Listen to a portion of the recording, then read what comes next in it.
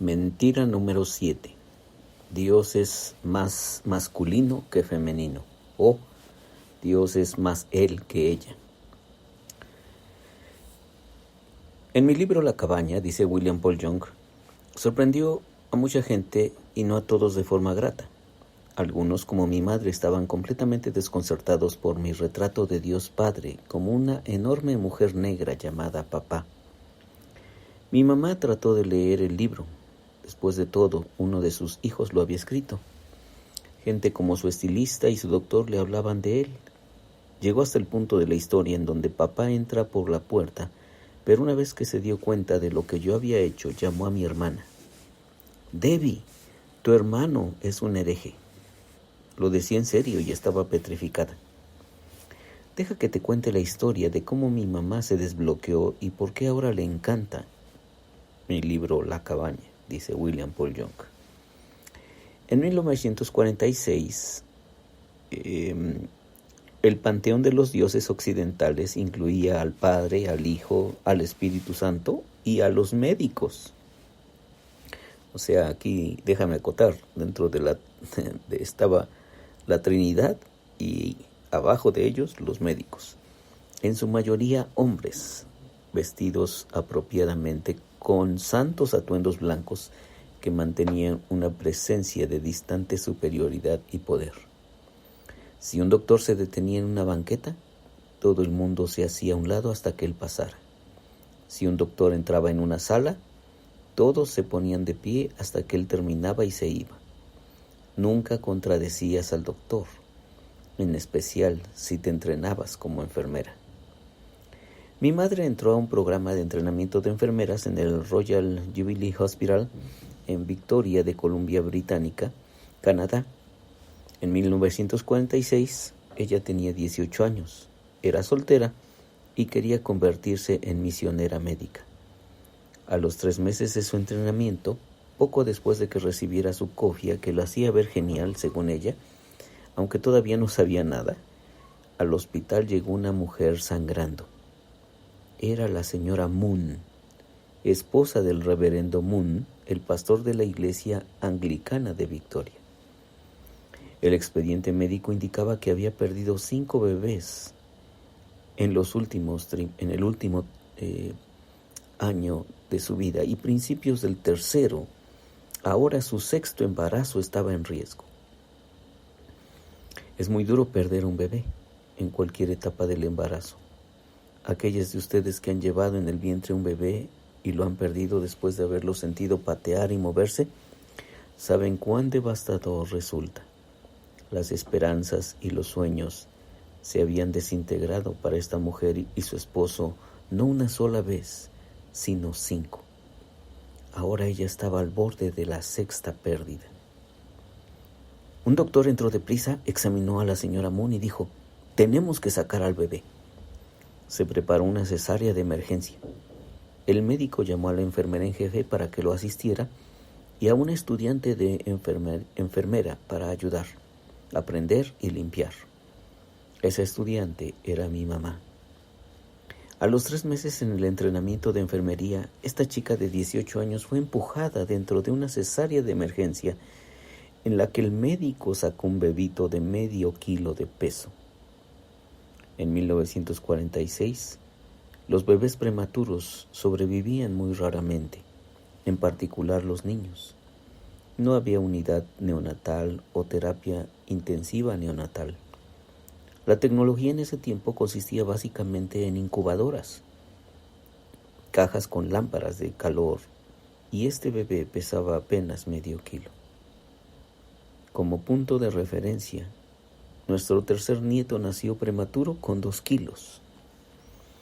Así que había una gran diferencia entre el bebé que cuidó mi mamá de medio kilo y el nieto mío. El doctor puso al pequeñito de medio kilo en una charola riñón. Se lo pasó a mi madre y dijo: «No es viable, deshágase de él», y regresó a terminar la operación. Mi madre miró al pequeño bebé que aún respiraba. Deshacerse de él significaba el incinerador. donde todo el desperdicio médico era destruido. Se vio en un dilema monumental. En el área de servicio fuera del quirófano encontró una toalla. Envolvió al bebé en ella. Lo colocó en la charola, regresó al quirófano, colocó la charola sobre la unidad de esterilización, el único lugar tibio allí adentro. El doctor terminó la cirugía y, suponiendo que todo estaba en orden, se retiró. La enfermera en jefe llevó a la señora Moon a la sala de recuperación y dejó a mi madre a cargo de la limpieza. Este pequeño bebé nació a las 8:30 p.m. del 30 de mayo de 1946. A las 9:30, mi madre había terminado la limpieza y estaba sentada en una silla cargándolo, esperando a que muriera. Pensó que una vez que el bebé falleciera podría obedecer al doctor sin que nadie supiera nada. A las 9:30, el doctor se reunió con los padres y les dio las terribles noticias. Su hijo no viable no había sobrevivido. Los dejó con la pena de perder a su sexto hijo. A la 1:30 a.m., mi madre decidió que era mejor decirle a alguien y llamó a la enfermera en jefe. «Estamos en graves problemas», fue su respuesta. Llamaron al doctor y él volvió de casa a toda prisa. Estaba furioso. Se fue contra esta joven chica quien, debido a su insubordinación y su incapacidad de seguir el protocolo, había puesto al hospital y a él en medio de una situación, entre comillas. «Causaste un problema», le dijo apuntándola con el dedo. «Ahora es tu responsabilidad. Pero no te atrevas a decirle nada a los padres». Sin saber qué hacer, esta angustiada enfermera en entrenamiento llevó al bebé al cunero del hospital, donde ella y otras enfermeras lo atendieron alimentándolo con un gotero.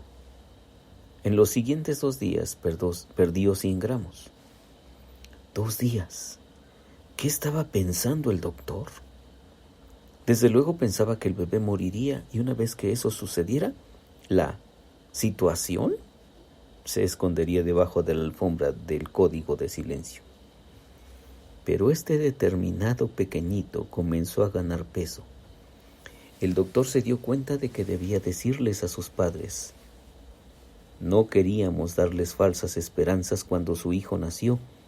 Estábamos seguros de que no sobreviviría, pero gracias a los milagros de la medicina moderna, logramos mantenerlo vivo a pesar de que las posibilidades eran casi nulas. Incluso si lo logra, habría ciertas complicaciones, daño cerebral, etc. No les importó, no en ese momento. Tenían un hijo a quien llamaron Harold, que significa buenas noticias.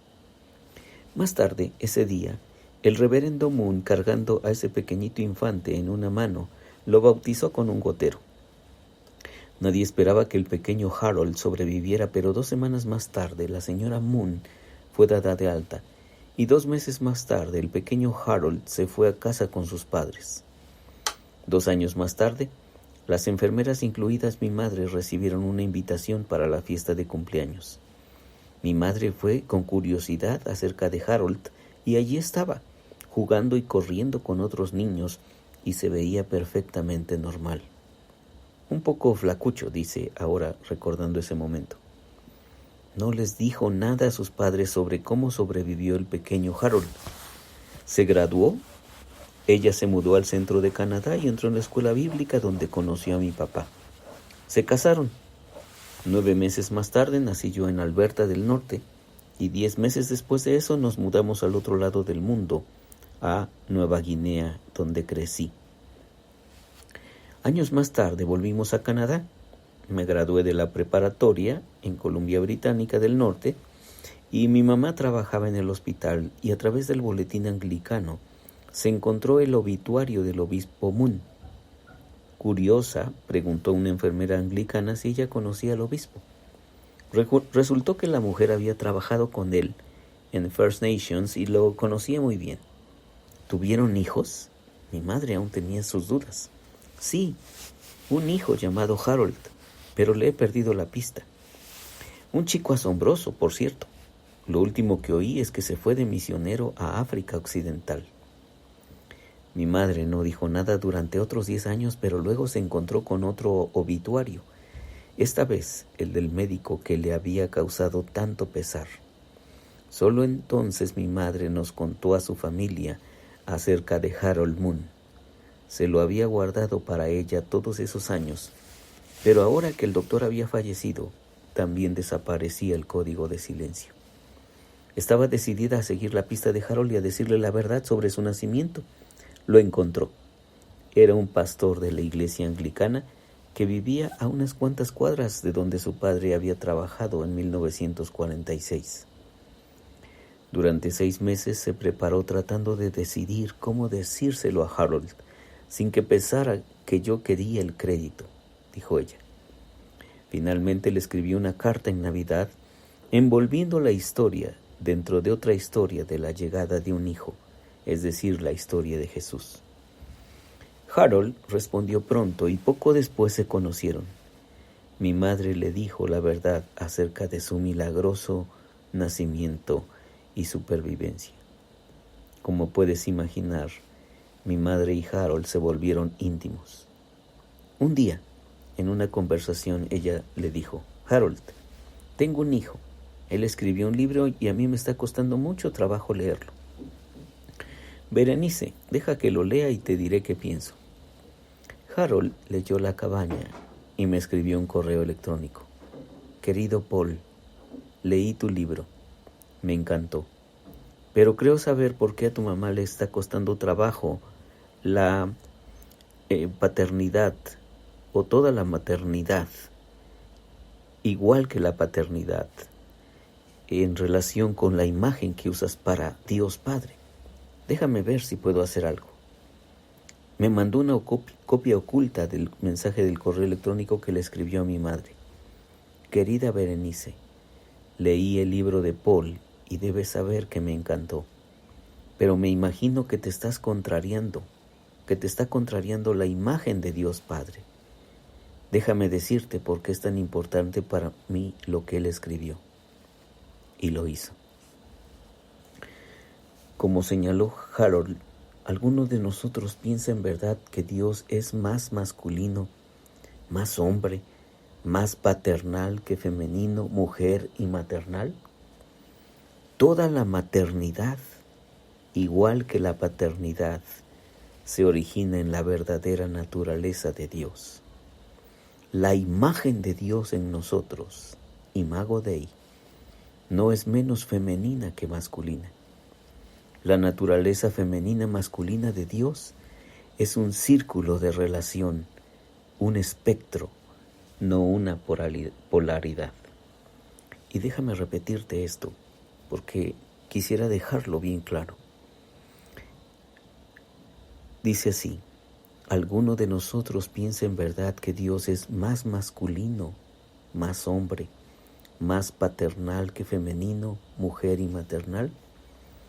Toda la maternidad, igual que la paternidad, se origina en la verdadera naturaleza de Dios. La imagen de Dios en nosotros no es menos femenina que masculina. La naturaleza femenina y masculina de Dios es un círculo de relación, un espectro y no una polaridad. Conclusión: ¿es Dios más masculino que femenino? Absolutamente no. En mi historia de Harold Moon, ¿quién representa mejor el corazón y el carácter de Dios? ¿El médico hombre? ¿El que dijo, deséchenlo, desháganse de él? ¿O la enfermera en entrenamiento, soltera de 18 años, que cuidó de él? Y finalmente, he aquí la maravilla de esta pequeña historia dentro de la historia. Mi madre salvó a un bebé de medio kilo en 1946, quien décadas después construyó un puente para que ella pudiera atravesarlo hacia su propio hijo. Soy Víctor Hugo Juárez y espero que este devocional sea de mucha bendición para ti. Dios te bendiga.